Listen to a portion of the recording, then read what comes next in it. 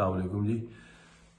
مرگی کے بارے میں بات کریں گے۔ اکثر لوگوں کا خیال ہے کہ جو مرگی ہے یہ کوئی کامن بیماری نہیں ہے۔ مرگی دورے پڑنا، فٹس پڑنا، یہ کوئی کامن بیماری نہیں ہے۔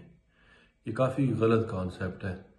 دنیا میں تقریباً 50 ملین ایسے لوگ ہیں جن کو مرگی کی بیماری ہے، اور اس لحاظ سے یہ جو دماغی بیماری میں کافی اونچی ہے، اس کا نمبر کافی زیادہ ہے۔ پھر کچھ لوگوں کا یہ خیال ہے کہ یہ کسی جن یا عصیب کی وجہ سے ہوتی ہے، تو اس طرح قطعاً کوئی جن یا عصیب کی وجہ سے نہیں ہوتی۔ کسی نے مجھے ایک ویڈیو بھیجی کہ جی یہ دیکھیں، اس میں یہ آوازیں بھی نکال رہا ہے بندہ، تو یہ اس کو جن ہے۔ بالکل جی، مرگی کی مریض کئی دفعہ آوازیں نکالتے ہیں۔ ان کے جو مسل ہیں جس سے آواز پیدا ہوتی ہے، بعض اوقات وہ کنسٹرکٹ یا اکڑ جاتے ہیں، تو اس سے آوازیں نکل سکتی ہے، آوازیں پیدا ہو سکتی ہے۔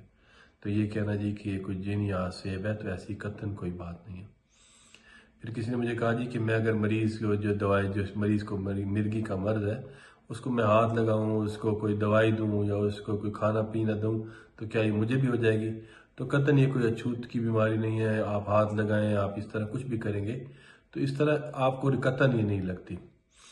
اور پھر کچھ لوگوں کا خیال ہے جی کہ جو مریض ہوتے ہیں، جو مرگی کے مریض ہیں، یہ کیا نارمل زندگی نہیں گزار سکتے؟ بالکل جی، ان کا اگر پراپر علاج کیا جائے اور ان کو پراپر جو دوائی پہلے تو ان کی پراپر تشخیص ہو اور پھر جو دوائی ان کو دی جائے، تو اس سے یہ نارمل زندگی گزار سکتے ہیں۔